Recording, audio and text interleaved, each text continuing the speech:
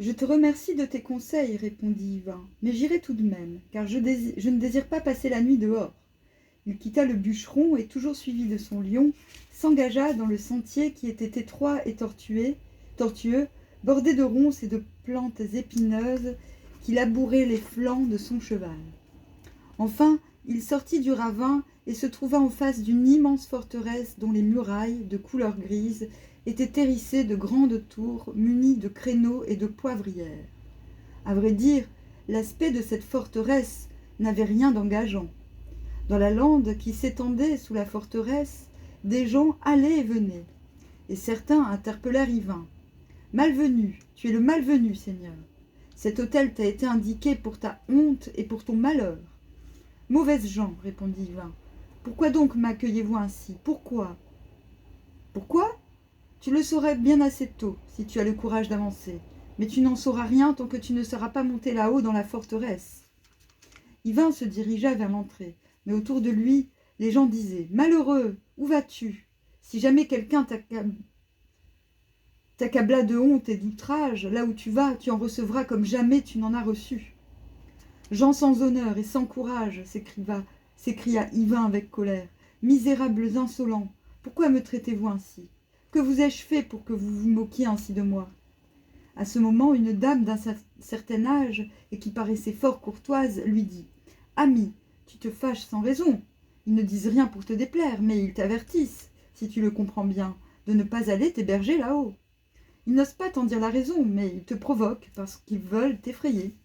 Ils ont l'habitude de faire la même chose avec tous ceux qui passent par ici, pour leur éviter d'aller plus avant. La coutume est telle que nous n'osons loger en nos maisons aucun voyageur qui vienne du dehors.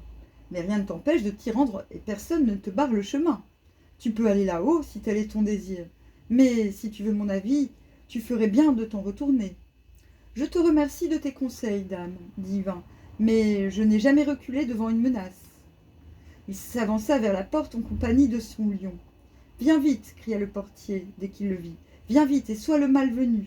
Tu seras dans un lieu où l'on te tiendra bien. » Yvain ne répondit rien, comme si l'insolence des propos ne le touchait d'aucune façon.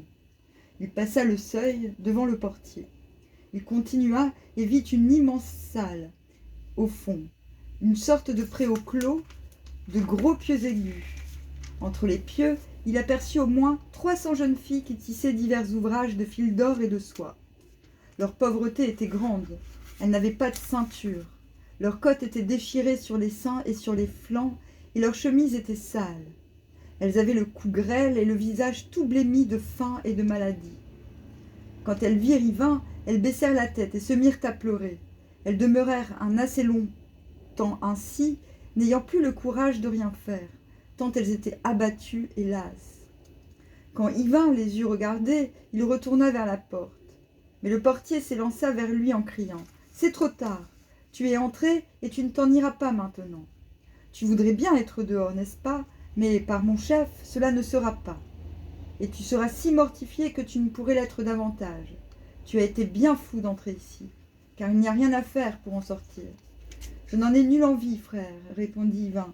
Mais dis-moi, par l'âme de ton père, qui sont ces jeunes filles que j'ai vues dans le préau, qui tissent des draps d'or et de soie? Les ouvrages me plaisent beaucoup, mais il me déplaît que ces jeunes filles soient misérables, maigres de corps et pâles de visage. Elles seraient très belles, il me semble, si elles avaient tout le nécessaire. Je ne te répondrai pas, dit le portier. Cherche quelqu'un qui puisse te renseigner là-dessus. Soit, dit Yvain, c'est bien ce que je vais faire. Il chercha la porte du préau. Une fois qu'il fut à l'intérieur, il se trouva au milieu des jeunes filles en pleurs. « Dieu veuille, dit-il, que ce chagrin qui est le vôtre et dont j'ignore la cause se change bientôt en joie et liesse. Seigneur, que Dieu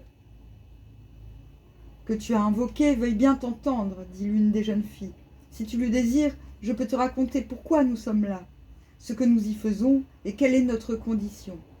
Parle, jeune fille, et ne me cache rien des ennuis qui sont les tiens et ceux de tes compagnes. Seigneur, lui dit la jeune fille, il y a longtemps, le roi de l'île aux pucelles entreprit de voyager afin d'apprendre des choses nouvelles à travers les pays du monde. Il alla tant comme un fou naïf qu'il se jeta dans ce péril. Il vint en ce lieu pour notre malheur, car c'est nous, les captives, qui sommes ici, qui en supportons la honte et les souffrances, bien que nous ne les ayons certes pas méritées. Sache que toi-même, tu peux t'attendre à un affront mortel si l'on n'accepte pas ta rançon. Je disais donc que notre roi vint en ce château où habitaient 2 fils de démons. Ce n'est pas une fable, je peux jurer qu'ils sont nés d'une femme et d'un lutin diabolique. Le terme médiéval utilisé par Chrétien de Troyes, dont je suis ici soigneusement le texte, est Neptune, probablement issu du latin Neptunus, Neptune, désignant au Moyen-Âge un être maléfique hérité du paganisme. L'épisode de Pesme Aventure semble être le pendant noir de la naissance de Merlin, exactement. Cette fois, c'est l'esprit du mal qui l'emporte sur l'esprit du bien. Bon, je suis désolée, je dois encore m'arrêter là parce que je suis nulle en informatique, tout ça, et là, c'est n'importe quoi. En fait, j'ai que 7 minutes pour faire cette vidéo, il faut que j'enlève les trucs du téléphone, je comprends pas le concept, en fait. Donc voilà, cette lecture n'est pas finie. À tout à l'heure. Hop.